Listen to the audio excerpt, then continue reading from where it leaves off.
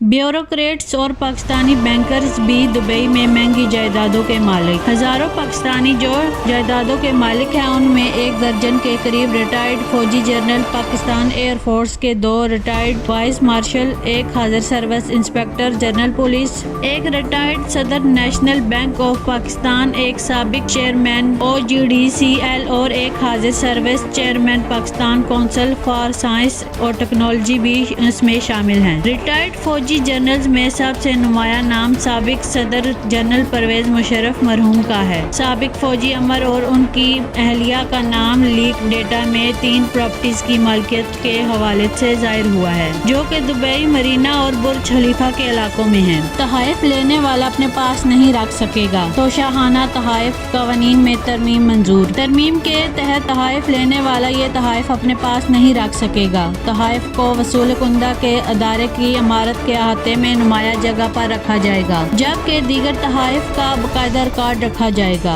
काबीना ने तहाइफ का तखमीना लगाने वाले निजी शोबे के माहिर का अजाजिया बढ़ाने का फैसला किया है। इससे पहले PDM हुकूमत में वफाकी काबीना ने तोशाखाना पॉलिसी 2023 की मंजूरी दी थी। इस पॉलिसी के तहत सदर, वज़ीर आज़म और काबीना अरकान पर $300 से जायद मालियत का तोहफा वसूल करने पर पाबंदी आयद की गई थी। $300 से कम का तोहफा तरीक़ाकार के तहत रकम अदा करके हासिल किया जा सकता है।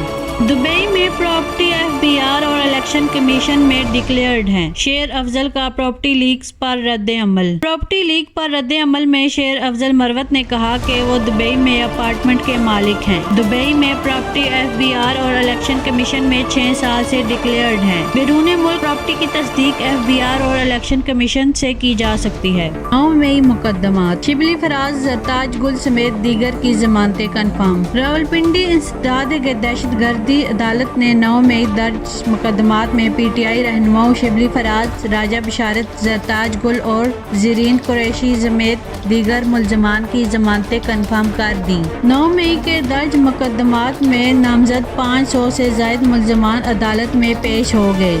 मुकदमात में नामजद तमाम मुल्ज़मान की हाजिरी लगाई गई। अदालत ने शिबली फराज, राजा बिशारत, जरताज गुल और ज़रीन कुरैशी समेत 20 से 25 मुल्ज़मान की जमानत कन्फर्म कर दी। 9 मई के मुकदमात की समाअत 29 मई तक मुलतवी कर दी गई। 9 मई के मुकदमात की आइंदा समाअत अडयाला जेल में होगी।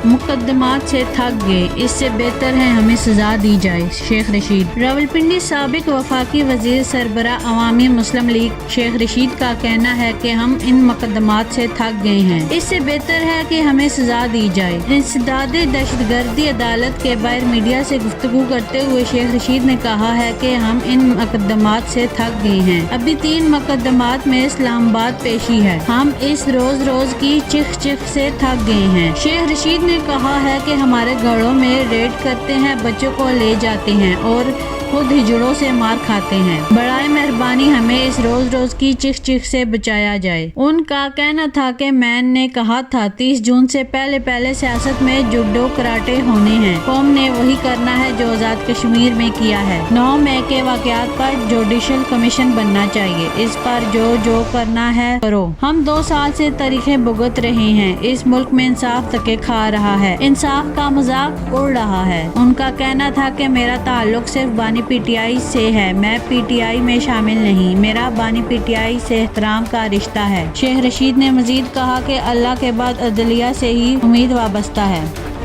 इमरान खान पाकिस्तान का मुकदमा लड़ रहे हैं, माफी उनसे मांगनी चाहिए। जरताज गुल। रावलपिंडी मीडिया से गुफ्तगू करते हुए जरताज गुल ने कहा कि कौन सी सियासी जमात से बात करनी है, फैसला बानी PTI करेंगे। उन्होंने मजीद कहा कि अवाम का मैंडेट वापस किया जाए और बानी PTI को रहा किया जाए। इमरान खान जेल से पाकिस्तान का मुकदमा लड़ रहे हैं, माफी उनसे मांगनी चाहिए। जरताज गुल का मजीद कहना था कि सियासी जमातें डायलॉग कर सकती हैं, बानी PTI अदारों पर यकीन रखते हैं। PTI रहनुमा ने मजीद कहा कि अगर बानी PTI आर्मी चीफ को खत लिखेंगे तो अच्छी बात है।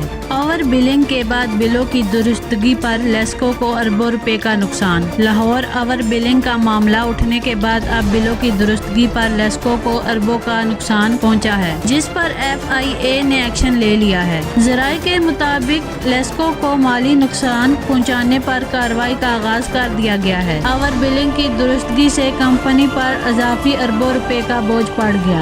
ذرائع کے مطابق اوور بلنگ کے وقت اوسط فی یونٹ قیمت 16 روپے تھی، جبکہ رواں ماہ 48 روپے سے قیمت زائد بنتی ہے، جس سے کمپنی کو اربوں روپے کا نقصان برداشت کرنا پڑے گا۔ لیسکو افسران کے خلاف مقدمات درج کر کے گرفتاریوں کا امکان ہے۔ اس سلسلے میں FIA نے 3 سے 5 سال کا ڈیٹا اکٹھا کر لیا ہے۔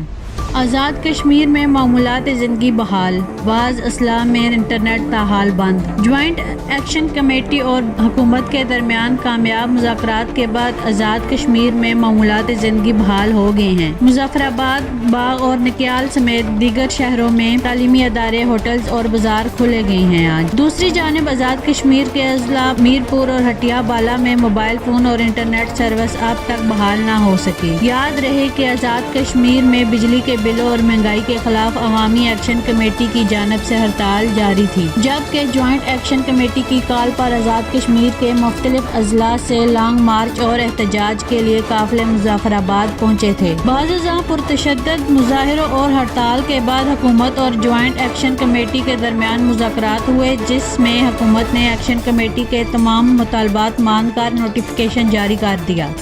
ہم نے ابھی تک رفح میں کوئی بڑا آپریشن نہیں دیکھا۔ امریکہ غزہ کے جنوبی شہر رفح پر اسرائیلی بمباری کا سلسلہ جاری ہے۔ دوسری طرف امریکی محکمہ خارجہ نے کہا ہے کہ واشنگٹن نے تاحال رفح میں کوئی بڑا آپریشن نہیں دیکھا۔ عرب میڈیا رپورٹ کے مطابق امریکی محکمہ خارجہ نے کہا ہے کہ ہم نے ابھی تک ایسا نہیں دیکھا جسے وسیع فوجی آپریشن کا نام دیا جائے۔ محکمہ خارجہ نے کہا کہ واشنگٹن کا خیال ہے کہ غزہ سے امریکی شہریوں کو نکالنے کے لیے مزید کوششیں جاری کی جا سکتی ہیں۔ ہم نے دیکھا ہے کہ 12 مئی کو 50 ٹرک غزہ میں داخل ہوئے اور یہ ضرورت سے بہت کم ہے۔ علاوہ ازیں امریکہ محکمہ خارجہ نے کہا کہ واشنگٹن کو ان اطلاعات پر بہت تفتیش ہے کہ غزہ میں اقوام متحدہ کی ایک گاڑی کو نشانہ بنایا گیا ہے، جس میں ایک امدادی کارکن ہلاک اور دوسرا زخمی ہوا۔ پیر کو اقوام متحدہ نے غزہ میں ایک گاڑی پر حملے میں اپنے ایک سیکورٹی اہلکار کی ہلاکت کا اعلان کیا تھا۔ اقوام متحدہ کے ترجمان رولانڈو گومز نے پریس کانفرنس کے دوران کہا کہ ہلاک ہونے والا ملزم ہندوستانی شہری تھا۔ گومز کے مطابق حملے کے وقت اسی محکمے کا ایک دوسرا ملازم گاڑی میں تھا اور وہ زخمی ہوا۔ وہ رفح میں یورپی ہسپتال جا رہا تھا جب ان کی گاڑی پر فائرنگ کی گئی۔ یہ پیش رفت ایک ایسے وقت میں سامنے آئی ہے جب دوسری جانب رفح میں اسرائیلی فوج اور حماس کے جنگجوؤں کے درمیان